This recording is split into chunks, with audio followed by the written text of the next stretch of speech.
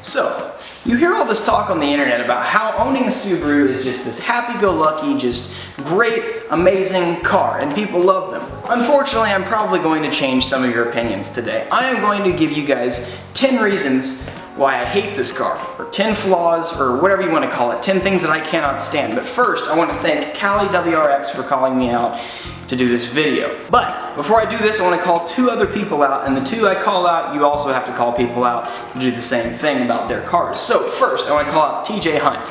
Tell me what sucks about your BRZ. 2, Mike, Smurfin WRX. I want to hear what you hate about your WRX, although we have very similar cars. I do want to hear what you also hate about your car. So, without wasting any more time, let's go ahead and get to the 10 things I cannot stand about my Subaru STI.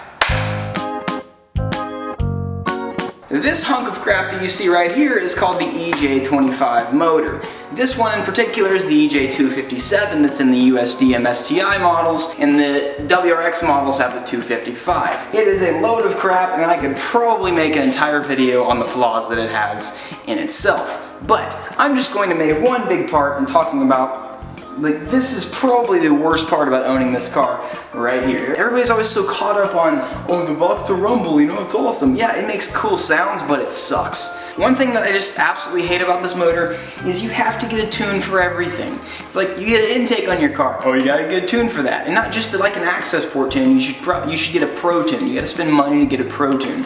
You get a full exhaust, you gotta get a tune for that. You get a new shift knob, you gotta get a tune for that. It's kind of a pain in the butt. You know, I love the way the motor sounds, but this right here is just a royal pain. So yeah, flaw number 1. So I know my car is atrocious and extremely dirty right now, but one thing I want to point out is from the factory, these crystal taillights are ugly, and I don't know why Subaru decided to produce them as long as they did, but yeah, I want to point that out. And also, so a flaw for my car personally is this paint. So I actually painted this. This is not a vinyl overlay. None of this is an overlay. I actually painted this, and it's starting to wear off, and I just have not gotten the chance to repaint it, and it looks like crap. So that's kind of fun. And also, I'll go ahead and move it over here. The curvature of these taillights right here makes it nearly impossible to put any form of vinyl overlay on there unless you just spend hours of frustration trying to get it on. Sometimes you can get it on first try, but you know what? I didn't want to do that. That was not about that life. So yeah, taillights. Hate them. Flaw number 3. You guys can't see them very well, but sway bars. The sway bars themselves are amazing, but I need to readjust them because I did not tighten them down with preload, and they pop like crazy, which drives me absolutely nuts. So driving my car is a royal pain in the butt about 110% of the time. But yeah, so this ground is really cold and not comfortable, so I'm gonna move. Let's get up.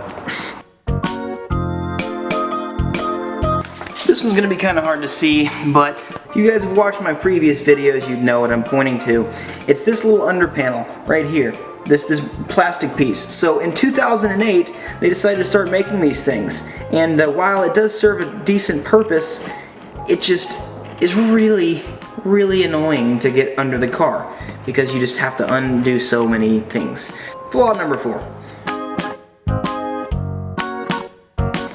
Back under the car, we're gonna look at this. You guys can't see it, so I don't know what I'm trying to show you, but you can see my exhaust under there.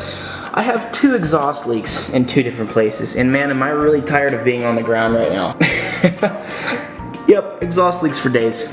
Flaw number 5. For those of you that don't know my wheel specifications, I'm running an 18 by 9.5 27 offset with a 265/35 tire. So my fenders are not only rolled, but they are pulled all the way around. And because of that, the fender liner does not touch the actual fender itself anymore. You guys can't see it, but I have pretty much almost no fender liner in here anymore. And it's kind of annoying because it kind of makes everything dirty, especially if I go over a really muddy road or something like that. So yeah, kind of sucks. Still regarding the wheels, the dirty, dirty wheels. So last year, I ended up hitting a patch of black ice and ended up breaking that front wheel, which I ended up, having to buy and replace. I have some massive, massive curb rash on this wheel, which I hate to no end, but it's okay. They're just wheels. Flaw number 7. Still regarding this area of the car, so I bet you guys have actually never noticed this. You can see I have black open-ended lugs on this set of wheels, on this side actually. Go over to this side, hey, look at that, I've got silver lugs. Would you look at that? So yeah, these are actually aluminum, and if you don't know, aluminum lugs are really lightweight, but they're freaking terrible because they get stripped extremely easily. So yeah, these whenever these are stripped, it's about $100 to buy new ones. So yeah, I just never ended up changing this side, and now I have black on that side, and I have extra black ones in my car when I need them. But I was like, you know what? I don't even care. I'm just gonna keep silver on one side, black on the other side, because I can. So yeah, flaw number 8. This little guy up there, the little dude that squirts down water so that your wipers can, you know, clean the rear windshield. Well, that has actually never been connected, nor has ever worked for me. I don't know why. I think maybe something with the previous owner. I don't know what he did to possibly do that, but I've owned this car for 3 years, and it's never worked. So yeah, that's another flaw. Flaw number 9. Moving to the inside of the car for the last and final flaw, or set of flaws, whatever you want to call it. Well, the interior is easy, but it is just so incredibly cheap, and everything is plastic, and everything starts to rattle. It's cheap. The stereo sucks, which isn't really a big deal, but you know, on long trips I want to listen to the radio. Just really cheap dash, but I've gotten used to it. There you have it.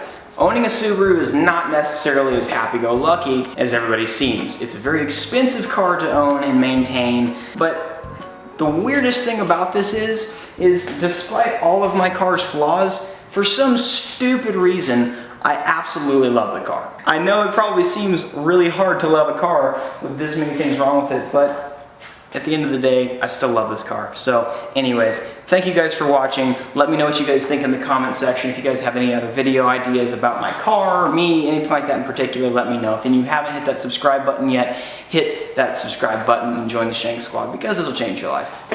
Anyways, thank you guys for watching, and I'll see you guys next video. Peace out.